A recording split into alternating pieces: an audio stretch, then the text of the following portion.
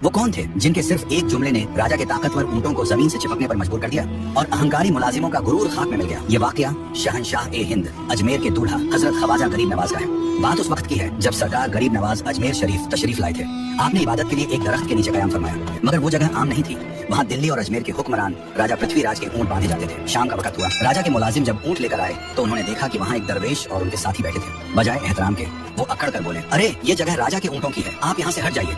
गरीब नवाज ने बड़ी नरमी से समझाया, भाई ये जगह बहुत बड़ी है, आप जहाँ चाहे वहाँ ऊंट बांध सकते हैं, यहाँ हम लोग बैठे हैं, आप कहीं और जगह बांध लो। मगर ताकत के नशे में चूर मुलाजिमों ने गुस्ताखी की, बदतमीजी भरे अंदाज में कहा, नहीं आप यहाँ से उठ जाओ, ये राजा के ऊंट बांधने की जगह है, यहाँ आप नहीं बैठ सकते। गरीब नवाज ने उनकी जिद सुनी और जलाल में नहीं बल्कि सुकून से फरमाया, अच्छा ठीक है, हम यहाँ से उठ जाते हैं, तुम शौक से राजा के ऊँटों को यहाँ बिठाओ। उसके बाद आप वहाँ से चले गए। मुलाजिमों ने अपनी जीत समझी और ऊँटों को उसी जगह बिठा दिया। मगर जब दूसरा दिन हुआ और मुलाजिमों ने ऊँटों को उठाना चाहा तो मंजर देखकर वो हैरान रह गए।